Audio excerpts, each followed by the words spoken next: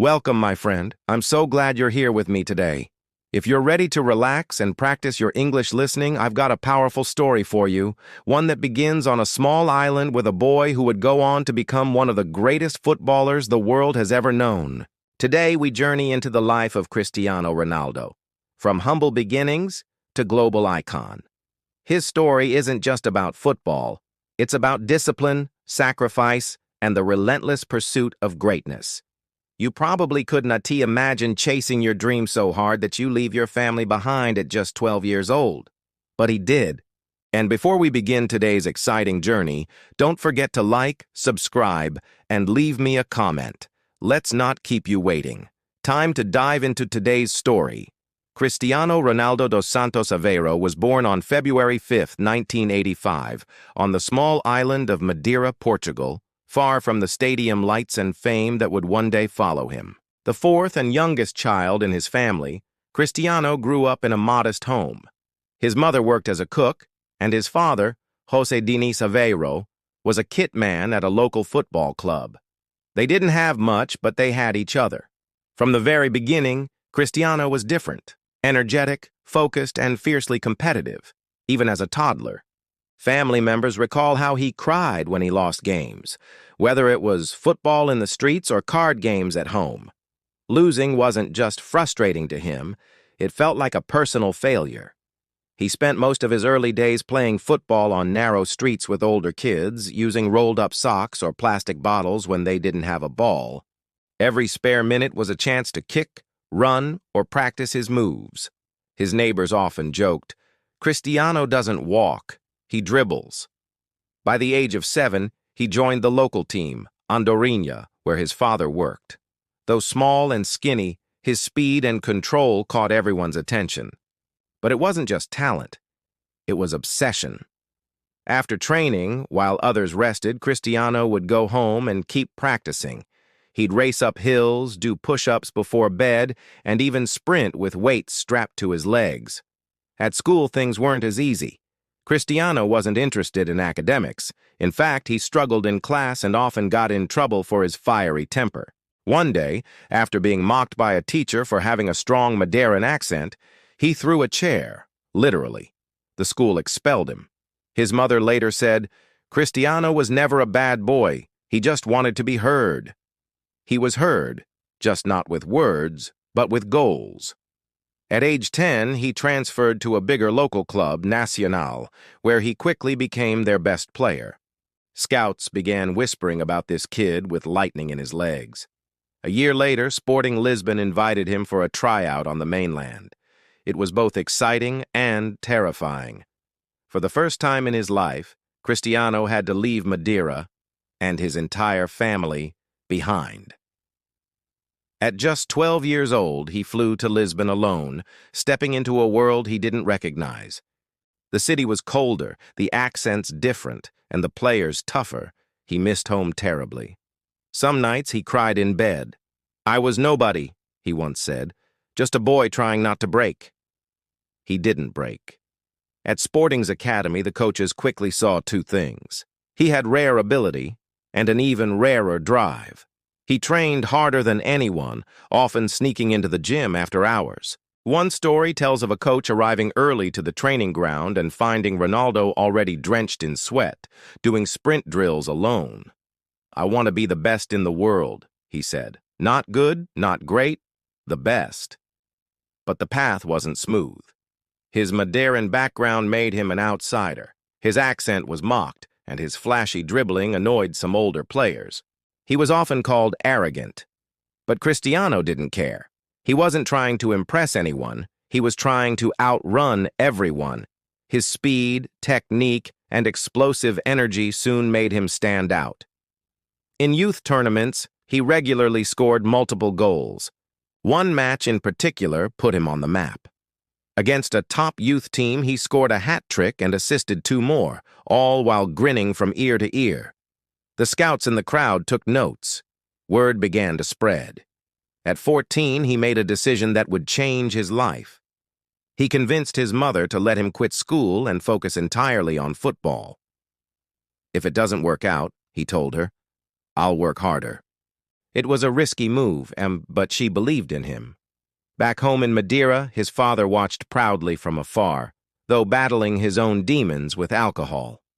Cristiano didn't talk much about it then, but later he would say, "I wanted to succeed, so my father could see that I was somebody." And he was becoming somebody. Fast. Cristiano's performances at Sporting Lisbon continued to turn heads, but it was a preseason match in 2003 that would forever change the trajectory of his life. Sporting faced Manchester United, one of the most legendary clubs in the world. That day, Cristiano wasn't just a player. He was a storm. He dribbled past defenders, delivered perfect crosses, and left the entire Manchester squad dazed. The match ended 3-1 in Sporting's favor, but the real story happened off the pitch. As the Manchester United players boarded the team bus, they couldn't stop talking about the wiry teenager who had tormented them. "You have to sign him," they told their manager, Sir Alex Ferguson. "He's something special." Sir Alex, never one to ignore his players, acted immediately. Cristiano arrived in Manchester at just 18 years old, alone in a foreign country, facing a brand new level of pressure. The Premier League was rougher, faster, and more unforgiving than anything he had faced. And now, everyone expected him to justify that massive price tag. But Ronaldo was ready. He asked for the number 28 shirt, the one he wore at Sporting, but Sir Alex had other plans.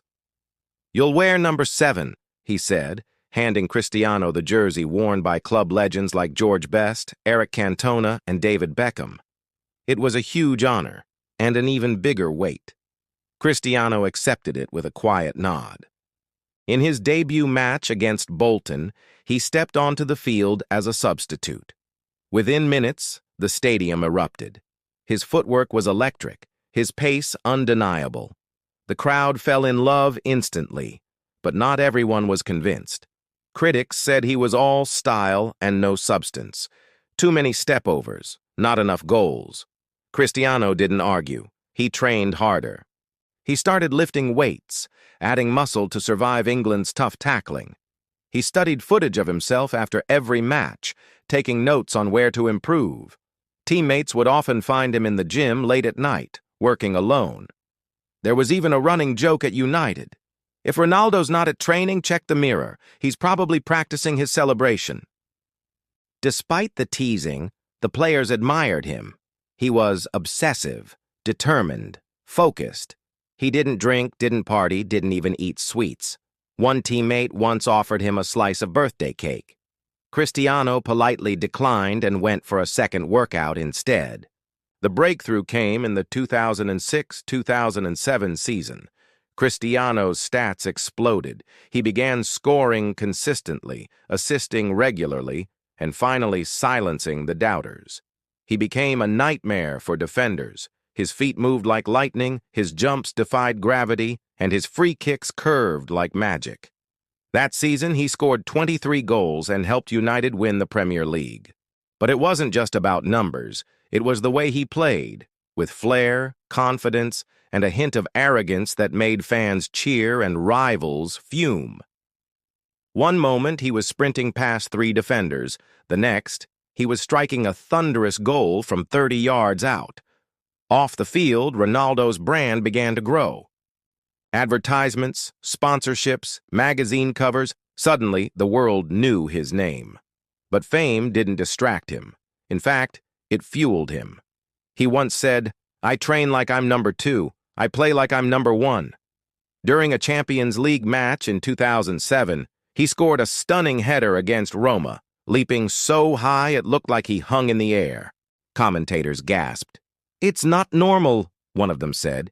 "He's not just athletic, he's engineered."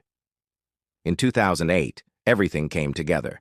Cristiano scored 42 goals in all competitions, won the Premier League again, and helped Manchester United lift the UEFA Champions League. In the final against Chelsea, he scored a goal and played with tireless energy. Though he missed a penalty in the shootout, United still won, and Sir Alex embraced him like a proud father. Later that year, Ronaldo was awarded the Ballon d'Or, officially recognized as the best football player in the world. Tears filled his eyes as he held the golden trophy. From the dusty streets of Madeira to the top of the football world, he had done it. But even at the peak of success, Cristiano wasn't satisfied. He didn't want to be a one-time winner. He wanted more goals, more trophies, more records. The fire that had burned in him since childhood still raged. In an interview shortly after his Ballon d'Or win, he was asked, "What's next?" He smiled and said, "Now I have to prove I deserve it, again and again." Some say this mindset, never settling, is what truly defines greatness. Others say it's what separates legends from the rest. But one thing was certain. Cristiano Ronaldo wasn't done yet. He was just getting started. Cristiano Ronaldo had conquered England.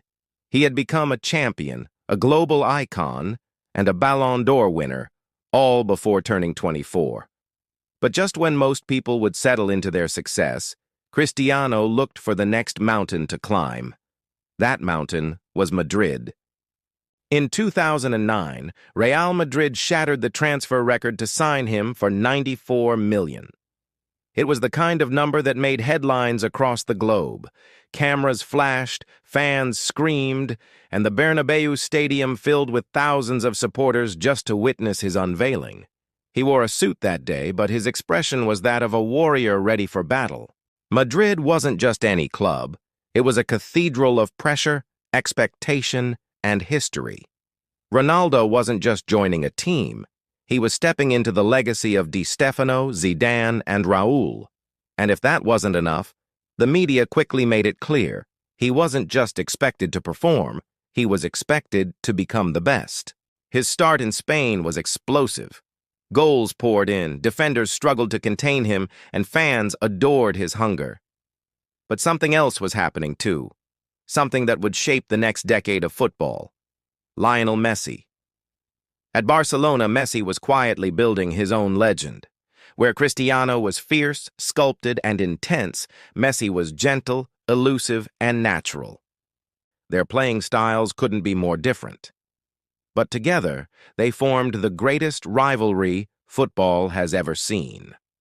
Every match between Real Madrid and Barcelona became a global spectacle. Every goal, every assist, every celebration between Messi and Ronaldo was compared, debated, worshipped. Fans chose sides, pundits argued. Social media exploded. But deep down, the two players fueled each other. Messi was the mirror Ronaldo pushed against. And Ronaldo? He rose. In one unforgettable El Clasico, Ronaldo scored the winning goal, ran to the crowd, and calmly held up one finger to his lips, silencing the noise. That image became iconic, a message not just to Barcelona but to the world. I'm still here. His training became even more intense. Teammates told stories of him staying hours after everyone left. He tracked his sleep, controlled every calorie, even adjusted his home lighting to match recovery cycles. One teammate once joked, "Cristiano doesn't live like us. He lives like a machine." But he wasn't a machine. He was a man, and pressure, no matter how familiar, always leaves a mark. Real Madrid had seasons of glory and disappointment. Despite Ronaldo's record-breaking goals, sometimes over 50 a year, the team initially struggled in the Champions League. Quarterfinals, heartbreaks, exits. People began to wonder, was Cristiano too focused on individual records? Was he chasing something too big? And then came 2014. Real Madrid reached the Champions League final. The opponent? Atletico Madrid. It was a tense match, with Real trailing until the final moments. Then Sergio Ramos scored a dramatic header to equalize. In extra time, Madrid exploded, scoring 3 more goals. Cristiano added the final one, tearing off his shirt in celebration, roaring to the heavens. It was Real Madrid's 10th Champions League title, La Décima, and Cristiano had led them there. Some say this was his peak, others say it was just a turning point. But no one could deny it anymore. Ronaldo wasn't just about numbers, he was about moments, about rising when it mattered most. In the following years, he did it again. and again, and again. Real Madrid won 3 consecutive Champions League titles from 2016 to 2018, an unheard-of achievement in modern football. In finals, Cristiano always delivered. In quarterfinals, he scored bicycle kicks that defied physics. In semifinals, he converted penalties with ice in his veins. By now, the stats were ridiculous. Over 450 goals for Real Madrid, multiple Ballon d'Ors, countless hat tricks. He had become the all-time leading scorer for both club and country. But even as trophies piled up, Cristiano remained restless, driven, unforgiving of himself. During a training session, a young player once tried to joke with him about missing a shot. Ronaldo looked at him and said, "You joke because you're used to failure. I train so I never feel it." Some say that moment was cold. Others say it's what separates legends from the rest. After nearly a decade at Real Madrid, Cristiano Ronaldo had become not just a club legend, but a symbol of the club's modern dominance. His face filled billboards in Times Square. His name was chanted in countries he had never even visited, and his signature celebration, arms wide, feet planted, spinning into that famous "Siu," had become global language. But by 2018, even legends feel the pull of change. When the news broke that Ronaldo was leaving Madrid for Juventus, fans were shocked. After 438 goals in 450 appearances, 4 Champions League titles, and an era of unforgettable nights, why would he leave? Cristiano had his reasons. Some said it was about a new challenge. Others whispered of contract disputes and feeling unappreciated by Madrid's board. Whatever the truth, one thing was clear. Ronaldo didn't just want to be remembered at one club. He wanted to prove, again, that greatness travels. So at 33 years old, he moved to Turin, signing with Juventus. Many questioned the move. Italy's Serie A was slower, more defensive. Could Ronaldo still shine? Could he still dominate? From his first match, he answered, yes. He adapted his game, less sprinting down the wing, more clinical finishing in the box. He became a different kind of threat, sharper, smarter, deadlier. In one match against Atletico Madrid in the Champions League, Juventus trailed 2-0 from the first leg. Ronaldo walked into the second leg, calm as ever, and scored a hat-trick, all 3 goals. Juventus advanced. The crowd erupted, and Cristiano, standing before them, raised 3 fingers silently. That night, even his critics had to applaud. But life in Italy wasn't just about football. Cristiano settled into a new rhythm. He explored the city with his family, trained with military precision, and mentored young players. His son, Cristiano Jr., began playing in Juventus's youth academy.